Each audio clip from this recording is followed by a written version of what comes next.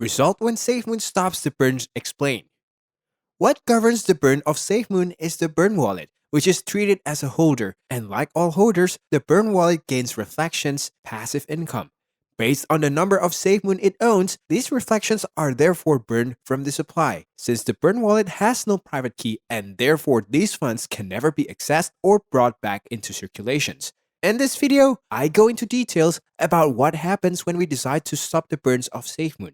The math in this video blew my mind, and I hope all of you can follow along and plug in your own values. Welcome to another episode of Crypto Facts.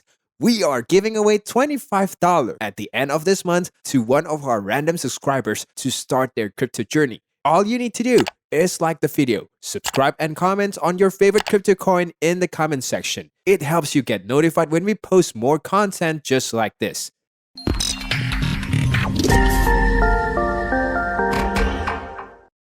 As you may recall from our previous videos, the amounts of reflections any holder gains can be expressed as follows. 5% of every transaction is separated and split up amongst all Safemoon holders. The total value of every transaction that occurs over a period of time is defined as volume. How much money and Safemoon has been sent around various wallets, whether it is a buy, a sell, or a transfer. So, 5% or 1/20th of our volume is split up for all the holders.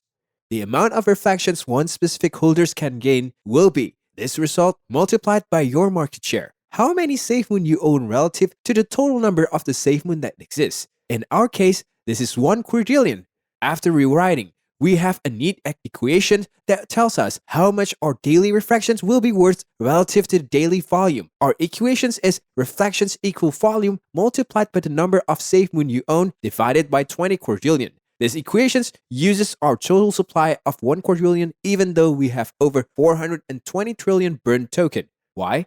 Because the burn wallet is also gaining reflections, so its holdings counts toward these calculations and these distributions. In the source code of the Safemoon protocol, there is an empty list named exclude from rewards, and as the name suggests, any wallet address included in this list is exempt from receiving reflections. Now stop to burn the process from continuing. The developers would simply add the burn wallet address to this list. If the burn wallet was to suddenly stop gaining reflections, what would that do to our daily reflections? No longer will we need to account for those burn tokens when circulating reflections. The only tokens that will count are tokens that are either held by users, exchanges, and unlocked liquidity pool. At this point, our burn tokens truly will be burned as they can never be brought back into circulations and will not gain interest in themselves. This is a simple update to our equations because instead of focusing on the total supply tokens, we use our circulating supply, which at the time of writing is near 580 trillion token. Note to that, the circulating supply when referring to cryptocurrency refer to the total supply in existence. In Safemoon's case, the total number of coins that have not been burned. So, our new equations become a reflections in US dollar, which is equal to the volume times the number of Safemoon you own divided by 20 times the circulating supply. At this point, I hope you guys can see the inverse relationship between reflections and circulating supply. The lower the circulating supply is capped, the larger your reflections will be if you don't sell your tokens. And now, with the help of an equations, we will try to understand the logic in a better way. Please watch the whole video and let us know if you have any questions in the comment section below. We will address them right away. Let us substitute in some values to see how our reflections will behave under various conditions. For starter, I will introduce my favorite equations, assuming we don't stop the burn. Let us assume I have 5 billion Safemoon. My personal goal and our daily volume reaches and stays steady at $1 billion, which is modest if exchange debit card or blockchain performs even decently well. Since the burn wallet is still in effect today, we will divide our normal value, 20 quadrillions, and see that you will earn $250 per day per $1 billion in volume just for holding. This value does not change based on price and will only increase based on how large the burn wallet becomes.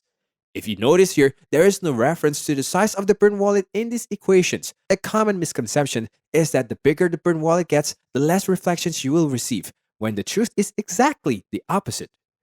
Let us assume we stop the burn at 10 trillion tokens. If you are truly Emerald and hold at least 1 billion Safemoon at this point, let's see how much money you will earn every day. By substituting in values to our equations using 10 trillions as circulating supply and 1 billions as the number of Safemoon owned, for $1 billion in volume, you see that you will earn $5,000 per day. That is right. If at this point we have a day where we get $10 billion of volume, that will be $50,000 added to your Safemoon balance over the course of the day. If we update the numbers of Safemoon, we own 5 billion. This becomes 25,000 per day per $1 billion of volume. If we lower the circulating supply of 1 trillion, we see that this becomes $250,000 per day per $1 billion in volume. How crazy is that? This is why, despite any dip, I have not sold my Safemoon. I bought it in the beginning and I have not even considered it. We saw $600 million in volume despite being near impossible to buy and with no use cases developed yet. Holding is rewarding with Safemoon. I do not care about the price. The lower the price is, the quicker we will burn these tokens to get this low circulating supply that we are dreaming of. I could not care less if the price of Safemoon is up or down or on any particular day. I care about the volume and doing anything I can to increase it. The reason I say forget about the price is that once I hit my goal of 5 billion Safemoon, I'm not selling under that point. Regardless of how many my bag is worth, I will be throwing away a lifetime of reflections by doing so. I may sell my reflections weekly once I'm comfortable with the size of my holdings, and I will use this weekly income to either branch out or increase my investment portfolio, or have it pay for aspects of my daily life. If the devs are thinking like I am, they are already creating additional methods for burning the supply of Safemoon beyond this stopping point, entirely separate from the traditional refraction method of burning Safemoon that we see today. I have several projects in works to do exactly this, and I'm really looking forward to unveiling this to you over the next few months. Volume is the key of the futures of Safemoon, and the developers being so adamant about creating an abundance of use cases just furthers my excitement. Safemoon is not a buy low, sell high type of investment. It is more like buy whenever and earn interest forever. Do you have any further questions? With all this information, would you still hold or buy Safemoon coins? Let me know in the comment section below. We got 2 more videos waiting for you at the screen to check out. Don't forget to give this video a thumbs up today and subscribe to our channel to get us 5,000 subscribers for weekly content like this. Thank you for watching, and make sure you watch the next one too, because it's going to be a mind-boggling video.